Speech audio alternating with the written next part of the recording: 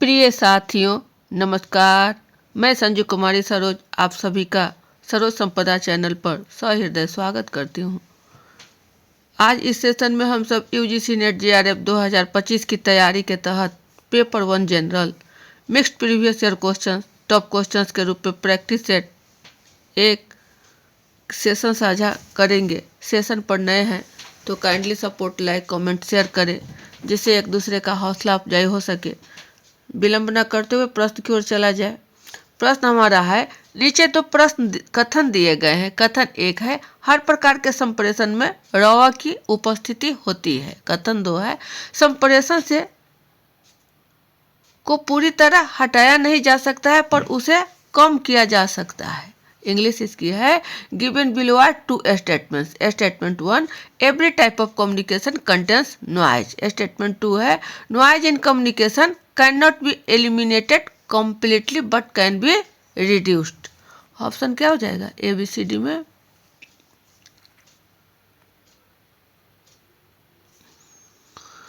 तो यहाँ दोनों कथन जो है आपको सही है। Every type of communication contains noise, हर प्रकार के संप्रेषण में कहीं न कहीं नॉइज उपस्थित होता ही होता है। कथन सही है।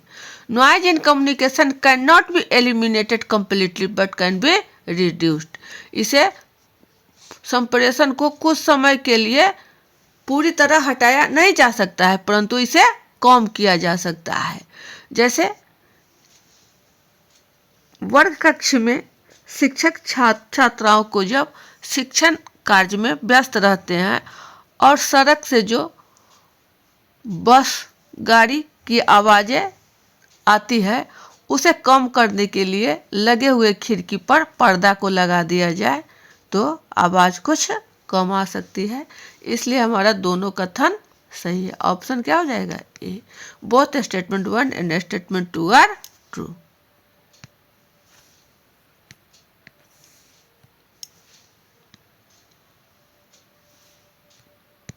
चलिए नेक्स्ट क्वेश्चन। जनसंचार माध्यम अधिकांशतः संचालित होते हैं। ए वैयक्तिक क्षेत्र में, बी नौकरशाही क्षेत्र में, सी सार्वजनिक क्षेत्र में, डी नैतिक क्षेत्र में। इंग्लिश इसकी है, mass media mostly operate in personal sphere, bureaucratic sphere, public sphere और इथिकल स्फीयर। क्या होगा? तो जनसंचार जैसा कि नाम से ही स्पष्ट है यह हमारा क्या होगा? Public sphere.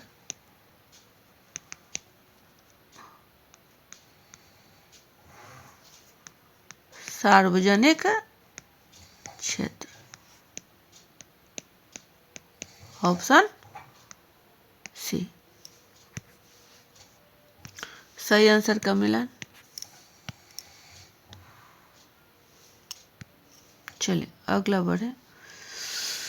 निर्माणात्मक मूल्यांकन की विविध प्रमुख विशेषताएं क्या है? ए यह शिक्षार्थियों की आवश्यकताओं के अनुसार शिक्षण रणनीतियों के प्रयोग के लिए अध्यापक को प्रतिपुष्टि प्रदान करता है। बी यह शिक्षार्थियों को अधिगम में सक्रिय और सतत रूप से संलग्न करने में सहायता करता है। सी यह शिक्षार्थियों को की अधिगम दक्षता को बढ़ाने में मदद करता है। डी है यह शिक्षार्थियों को के समय, ग्रेड और प्रमाणन में योगदान करता है। ई यह शिक्षार्थियों की एक कालावधि में प्राप्त अधिगम का सार प्रस्तुत करता है। इंग्लिश इसकी है, what are the various salient features of formative evaluation? A it provides need feedback to the teachers to use teaching strategy according to the needs of the learners. B it helps learners to actively and continuously engage in learning. C it helps in enhancing the learning abilities of the learner. D it contributes to the overall grading and certificate of the learner. E it sums up how much a student has learned over a period of time. पूछा जा रहा है formative evaluation का क्या हो जाएगा? तो formative evaluation में यह हमारा क्या हो जाएगा? जहां शिक्षक और छात्र एक साथ वर्ग कक्ष में काम कर रहे हैं तो प्रतिपुष्टि होना ही होना है, फीडबैक अवश्य होना चाहिए। ये हमारा सही होगा। ये सही जब हमारा होगा तो ए कैंसिल, बी कैंसिल। अब देखा जाए डी, सी और डी में बी। यह शिक्षार्थियों को अधिगम में सक्रिय और सतत, यही तो हमारा है कंटिन्यूटी एंड कॉम्प्रिहेंशन। बी भी हमारा सही होगा। बी जब हमारा सही हो जाएगा तो ऑप्शन हमारा सी सही है, यानी डी कहीं ना कहीं गलत है। कालावधि में अधिगम का साथ शिक्षार्थियों की और प्रमाणन में योगदान करता है, समय, ग्रेड और प्रमाणन में। यह भी आपका गलत हो रहा है। सी कह रहा है यह शिक्षार्थियों की अधिगम दक्षता को बढ़ाने में, बिल्कुल सही है, यानी ए, बी और सी हमारा सही हो।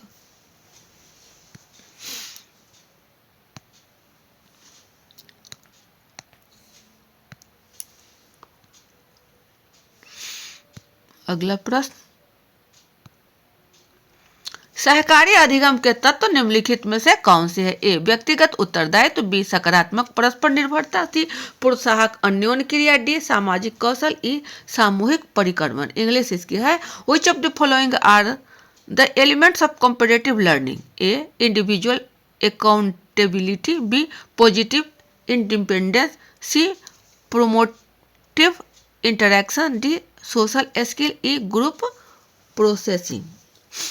सहकारी यानी कॉम्परेटिव, इसमें क्या हो जाएगा हमारा? तो व्यक्तिगत उत्तरदायित्व, यह भी आपका सही है, इंडिविजुअल अकाउंटेबिलिटी। सकारात्मक परस्पर निर्भरता एक दूसरे से, यह भी सही है। और प्रोत्साहक अन्योन्य क्रिया, यह भी सही है। सामाजिक कौशल तो होना ही होना चाहिए। और सामूहिक परिक्रमण, यह भी सही है, यानी सभी कथन हमारा सही है, जो ऑप्शन डी की ओर जा रहा है, A, B, C, D and E only.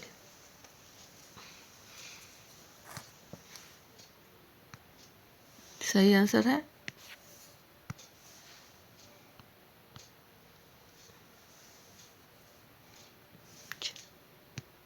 अगला प्रश्न, उत्तम शिक्षण की आवश्यकताएं निम्नलिखित में से कौन सी है? ए, अन्वेषण को प्रोत्साहित करने के लिए प्रतिसंवेदी मानवीय वातावरण, बी, बालक एवं समूह के प्रति उपयुक्त प्रतिसंवेदिता, सी, विषयगत मामलों का ज्ञान, डी, अंतर्व्यक्ति संबंध बनाए रखना, ई, सख्त शिक्षण योजना का कठोर अनुवर्तन। इंग्लिश इसकी है which of the following are the requirements of good teaching? A, responsive human environment to foster exploration, B, appropriate responsiveness to the child and the group, C, knowledge of subject, D, maintaining interpersonal relationship, E, strict adherence to a rigid teaching plan। तो पूछा जा रहा है उत्तम शिक्षण, तो जहां उत्तम शिक्षण की बातें होगी वहां आपको रिजिड नहीं होगा, सख्त, ये नहीं आना चाहिए। Rigid, strict adherence to a rigid teaching plan, ये हमारा कतई नहीं होगा। और बाद बाकी सभी सही है, ए, बी, सी, डी। क्या हो जाएगा? ऑप्शन हमारा बी की ओर।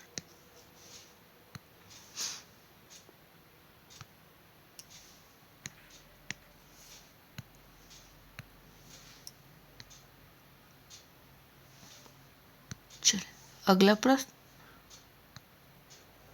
नीचे दो कथन दिए गए हैं। कथन एक है विद्यार्थियों ने जो पढ़ा है उन्हें उसे समझने एवं उसके बारे में गहन चिंतन में सहायता करना अन्योन्य शिक्षण का लक्ष्य है। कथा दोनों है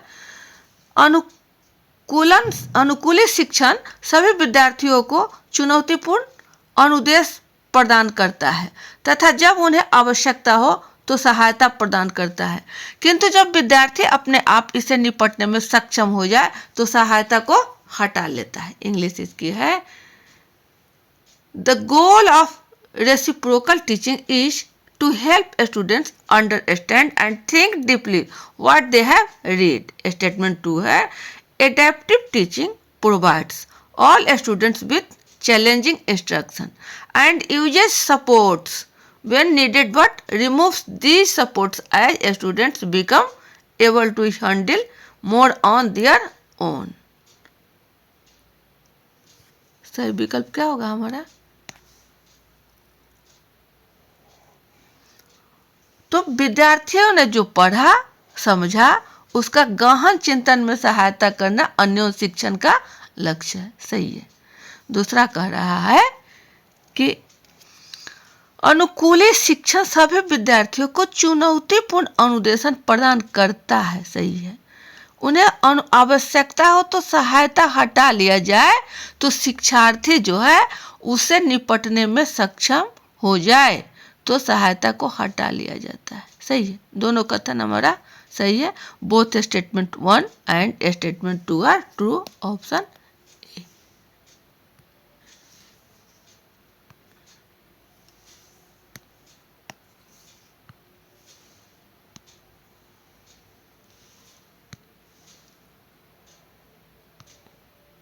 चलिए अगला प्रश्न है। नीचे दो कथन दिए गए हैं। कथन एक है तक्षशिला में पाठ्यक्रम विविध व्यापक था और उसमें तकनीकी विज्ञान शामिल थी। कथन दो है नालंदा के पाठ्यक्रम में तकनीकी विज्ञान शामिल नहीं थी। क्या होगा? तक्षशिला में पाठ्यक्रम विविध व्यापक था और यहाँ तकनीकी विज्ञान भी शामिल थी। यह कथन आपका सही है। कथन दो कह रहा है कि नालंदा विश्वविद्यालय में जो पाठ्यक्रम था वहाँ तकनीकी विज्ञान शामिल नहीं थी। यह भी कथन आपका सही है। यानी दोनों कथन सही है। ऑप्शन ए की ओर।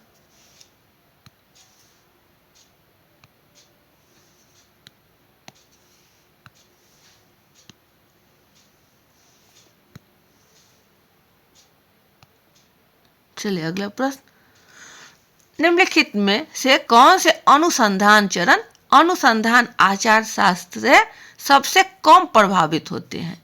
ए अनुसंधान चरों को पहचान करना, बी अनुसंधान चरों को परिभाषित करना, सी आंकड़ा संग्रहण, डी आंकड़ा विश्लेषण प्रक्रिया और यह है अनुसंधान निष्कर्ष के रिपोर्टिंग।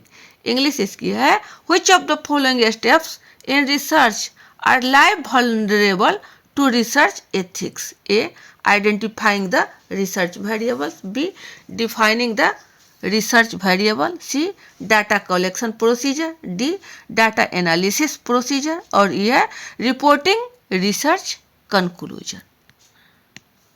सही क्या हो जाएगा हमारा? अनुसंधान चरण में आचार जो माने इथिक्स है वह कम किस किस में पाया जाता है? तो यहाँ हम लोग समझ ले पहले कि पाया किस में जाता है। तो डाटा का कलेक्शन करने में हमें इसकी आवश्यकता होती है। फिर आपका एनालिसिस करने में हमें इथिक्स की आवश्यकता होती है। पुनः हमें कंक्लूजन करने में और क्या करने में? रिपोर्टिंग करने में। ये सब में हमें इथिक्स की आवश्यकता होती है। लेकिन वही सिलेक्शन ऑफ प्रॉब्लम इसमें जरूरत नहीं है, या definition of problem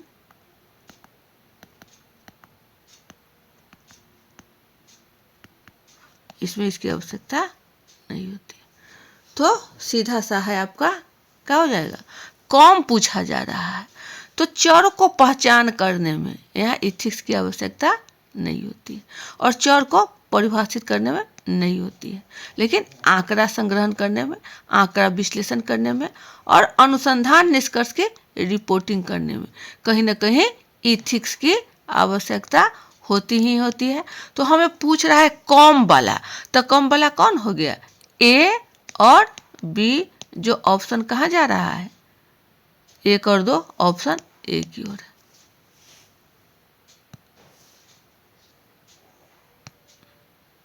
only 1 and 2